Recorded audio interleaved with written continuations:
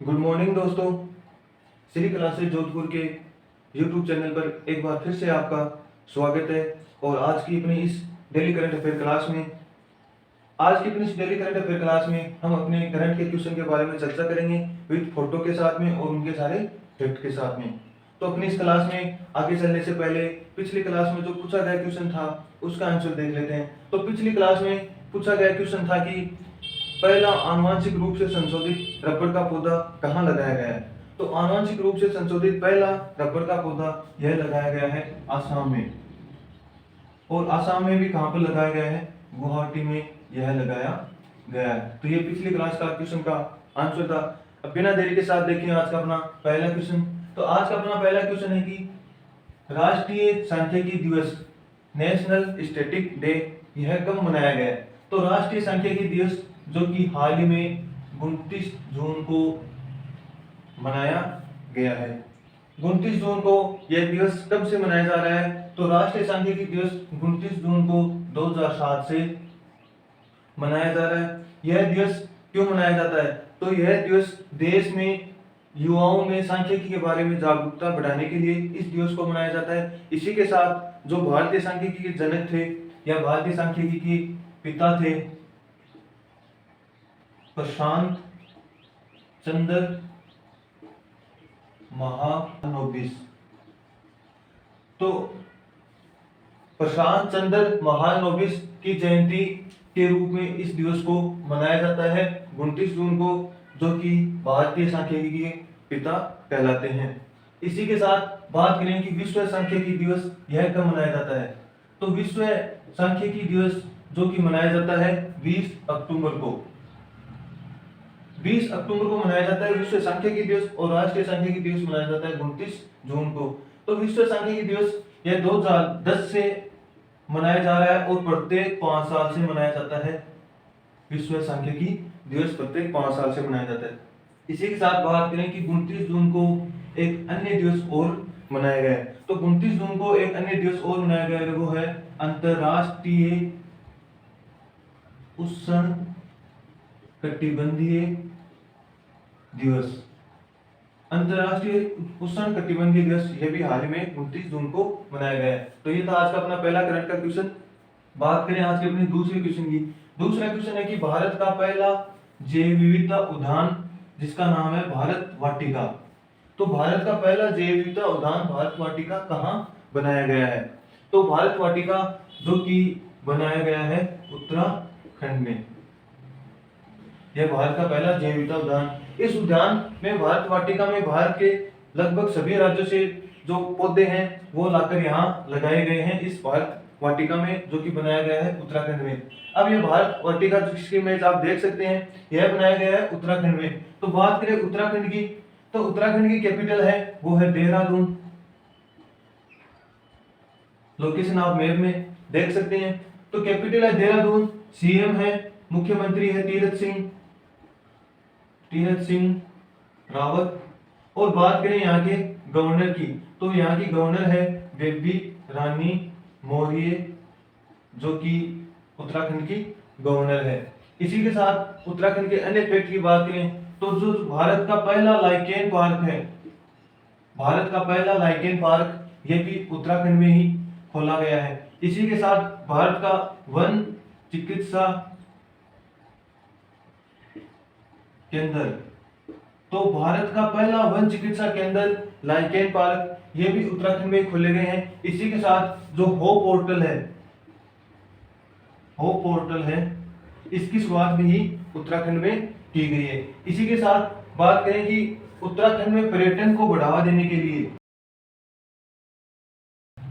एक टीवी कार्यक्रम भी शुरू किया गया था, उसका नाम था 100 डेज इन हेवन।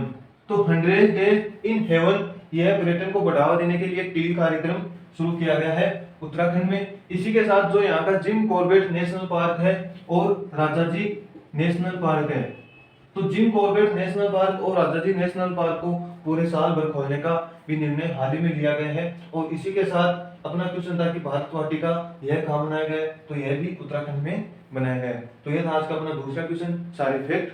अब बात करें आज की अपनी तीसरे क्वेश्चन की। तीसरा क्वेश्चन है कि हाल ही में विदेशी कामगारों के लिए सबसे महंगा शहर किसे घोषित किया गया है। तो विदेशी कामगार है जो जहाँ दूसरे देश में जाकर काम करते हैं, उनके लिए सबसे महंगा शहर कौन सा घोषित किया गया है। तो बात करें जो तुर्कमेनिस्तान की कैपिटल है अशगाबाद। तो तुर्कमेनिस्तान की यह कैपिटल है अशगाबाद, जो कि सबसे महंगा शहर घोषित हुआ है विदेशी कामगारों के लिए। तुर्कमेनिस्तान जो कि मध्य एशिया का एक छोटा सा देश है, जिसकी लोकेशन आप देख सकते हैं, बॉर्डर शेयर करता है तुर्कमेनिस्तान, जिसकी कैपिटल अशगाबाद विदेशी कामगारों के लिए सबसे महंगा शहर घोषित हुआ है। बात करें कि इसमें दूसरे स्थान पर, तो दूसरे स्थान पर रहा है हांगकांग और तीसरे स्थान पर रहा है बेरूत। इसी के साथ हम बात करें कि इसमें इंडिया में टॉप पर कौन रहा है। तो इंडिया में टॉप पर रहा है मुंबई।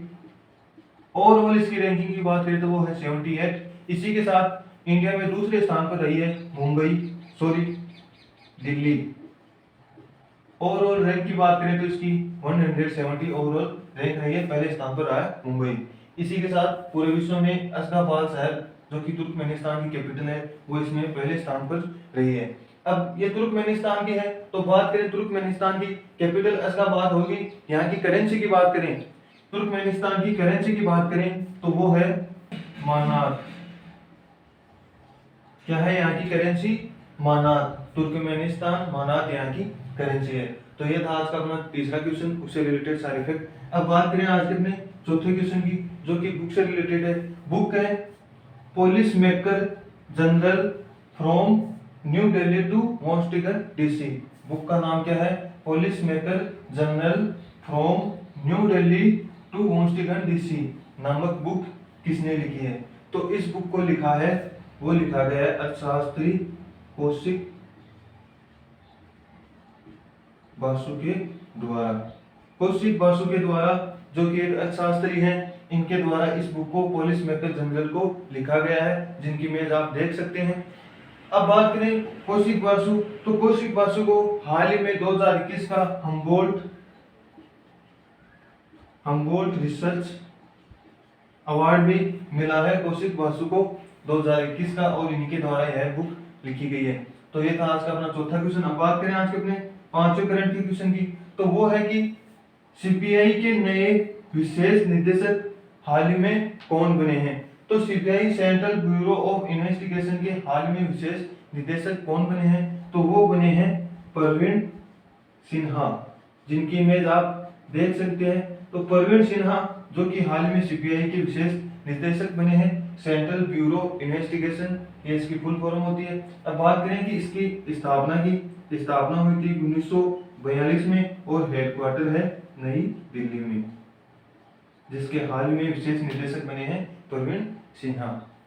तो ये पांचवा क्वेश्चन था। अब बात करें आज के अपने करंट के क्वेश्चन की, अंतिम की, तो वो है कि हाल ही में मंगोलिया का सर्वोच्च नागरिक सम्मान किसे मिला है, या मंगोलिया के सर्वोच्च नागरिक सम्मान से किसे सम्मानित किया गया है? तो इस मंगोलिया के सर्वोच्च नागरिक सम्मान जो है the Order of Polar star.